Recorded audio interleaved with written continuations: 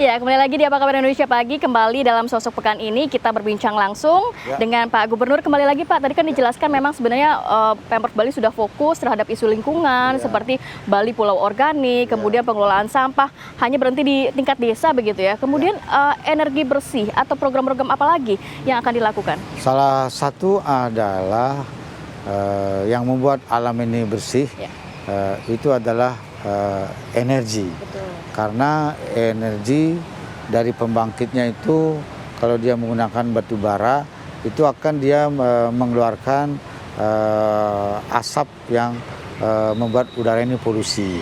Begitu juga kendaraan listrik, begitu juga kendaraan juga yang menggunakan knalpot itu kalau digunakan dia membuat polusi udara.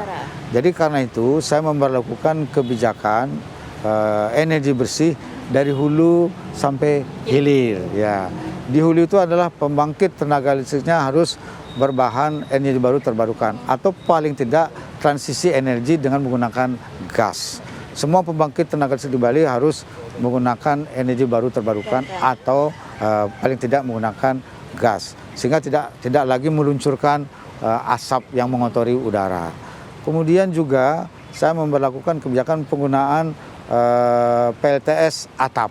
Ya, jadi bangunan-bangunan kantor, hotel, restoran, pasar swalayan, perumahan mulai saya dorong menggunakan PLTS atap dan sekarang sudah mulai berjalan termasuk fasilitas umum.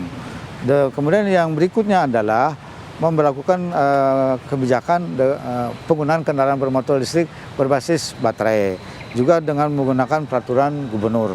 Sekarang sudah mulai tumbuh, ada sepeda motor, ada mobil yang tidak lagi menggunakan bahan bakar fosil, tapi menggunakan bahan bakar bersumber dari listrik, yaitu baterai, sehingga tidak lagi mengotori udara. Itu anunya untuk menjaga alam ini bersih. Jadi memang fokus dari Pemprov Bali juga sudah untuk mengenai isu lingkungan begitu ya.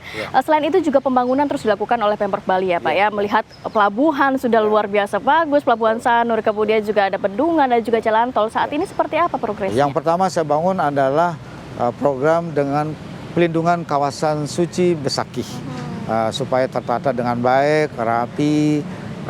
Kemudian yang kedua adalah pembangunan kawasan pusat kebudayaan Bali di Kabupaten Klungkung saat ini sedang berjalan. Lahannya sudah dibebaskan 300 hektar lebih dan sekarang dimatangkan, sudah hampir selesai. Pertengahan tahun akan mulai dibangun zona inti pusat kebudayaan Bali yang meliputi 15 fasilitas pentas seni, 12 museum tematik. Itu di zona intinya. Ya, di zona lainnya? Di zona penunjang ada komersialnya, ada Bali Convention Center, ada Bali Expo, ada Bali International Convention, ada Marina, ada Auditorium Bung Karno, ada juga hutan sebagai penyangga, ada sungai sebagai penyangga, dan ada embung untuk sumber air yang akan dijadikan sebagai kebutuhan masyarakat di sekitar kawasan pusat kebudayaan Bali. Nah, selain itu juga dibangun infrastruktur. Di antaranya adalah pembangunan 3 pelabuhan, yaitu Pelabuhan Sanur, Pelabuhan Sampalan, Pelabuhan Bias Munjul di Nusa Penida. Kalau Sanur dan Pasar sudah selesai dan bagus sekali. Sekarang orang berwisata ke Nusa Penida nyebrang. Sudah mudah ya Pak. Sudah mudah. Nyaman juga. Nggak basah lagi. Betul. Sekarang udah nyaman, aman dan sangat tenang. Para wisatawan sekarang sangat senang ke Nusa Penida. Juga dibangun shortcut jalan yang menghubungkan Singaraja dengan Mengui. Sedang berlangsung, sudah 50% lebih selesai dan targetnya 2025 selesai. Dan pembangunan tol Gilimanuk Mengui saya namakan tol Jagat Kerti Bali. Jadi sudah mulai bangun dan diharapkan sekali bisa selesai tahun 2025. Amin, semoga lancar pembangunannya ya, Pak Gubernur. Ya, Mbak. Selain itu berbicara mengenai tadi, ini juga untuk menunjang sektor pariwisata pastinya. Kita tahu terpuruk saat pandemi COVID-19, sekarang mulai bangkit. Untuk pariwisata sendiri keadaannya bagaimana, Pak? Pariwisata waktu pandemi 2 tahun sangat terpuruk. Karena perekonomian Bali 60% lebih itu bersumber dari pariwisata.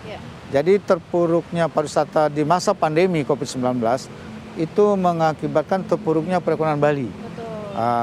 Sehingga pada tahun 2020 itu perekonomian Bali tumbuhnya negatif, minus rata-rata 9,31%. Cukup besar ya, cukup besar, terendah di Indonesia.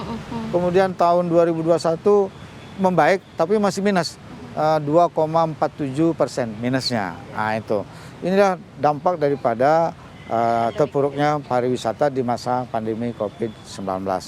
Nah, sekarang berkat penanganan pandemi COVID-19 di Bali berjalan dengan baik, dikelola dengan baik, vaksinasinya juga sudah tinggi, sehingga pariwisata sudah pulih kembali. Pariwisata pulih, otomatis ekonomi Bali pulih juga. Tapi ke depan, Bali ini tidak boleh hanya bergantung pada satu dominasi sektor pariwisata saja. Karena itu saya melakukan transformasi perekonomian Bali dengan ekonomi Kerti Bali yang tujuannya adalah mewujudkan Bali berdikari dalam bidang ekonomi, ekonomi yang menjaga lingkungan, ekonomi yang menjaga kearifan lokal, ekonomi yang memberdayakan sumber daya lokal, ekonomi yang memiliki nilai tinggi, berkualitas, tangguh, serta berkelanjutan. Itu ekonomi Kerti Bali. Baik. Terakhir Pak Gubernur, melihat juga Bali masih terus berkembang, apa harapan atau goal yang masih akan dicapai baik jangka pendek maupun jangka panjang? Tentu saja visi Nangon Sat Kitoloka Bali ini itu bisa ditingkatkan pencapaiannya karena masih ada sejumlah program yang baru berjalan kurang dari 50%. Ya, seperti pembatasan timbulan sampah plastik sekali pakai. Di hotel restoran sudah di pasar swalayan sudah 90% tidak menggunakan tas kresek, tidak menggunakan pipet. Tapi di pasar tradisional masih sulit memang ya. Baru 30%-nya. Jadi masih rendah sekali. Ini yang saya tingkatkan. Kemudian kendaraan bermotor listrik harus ditingkatkan. 2023 ini akan saya tingkatkan supaya betul-betul kita secara total menerapkan kebijakan energi bersih. Kalau alam Bali ini bersih, budayanya terjaga dengan baik, infrastrukturnya sudah bagus, saya kira ini akan menjadi ekosistem yang sangat kuat untuk mendukung kepariwisataan di Bali. Ya. Baik, terima kasih banyak Pak Gubernur. Semoga langkah untuk Bali era baru ini dengan diselenggarakan dengan visi Nangun Sat Kertiloka Bali dapat berjalan dengan lancar, pastinya untuk mendorong juga perekonomian Bali begitu ya Pak. Terima kasih banyak. Terima kasih. Sebelum saya menutup jumpa kita, kalau di program Apa Kabar Indonesia Pagi ini khas dengan pantun. Saya mau kasih Bapak pantun boleh? Ya. Beli buah delima di Pantai Sanur, cakep. Makan spaghetti bersama Mami, cakep. Matur suksma Pak Gubernur, cakep, sudah menjadi narasumber kami. Terima kasih. Terima kasih Bapak. Sehat-sehat selalu dan juga sukses selalu. Ya, demikian juga perbincangan saya dengan Bapak Gubernur Bali, Bapak Wayan Koster. Dan saya harus pamit undur diri, Kamarati Kusuma. Tetap saksikan Sosok Pekan ini berikutnya. Kembali ke teman-teman di studio. Terima kasih banyak, Bapak Gubernur.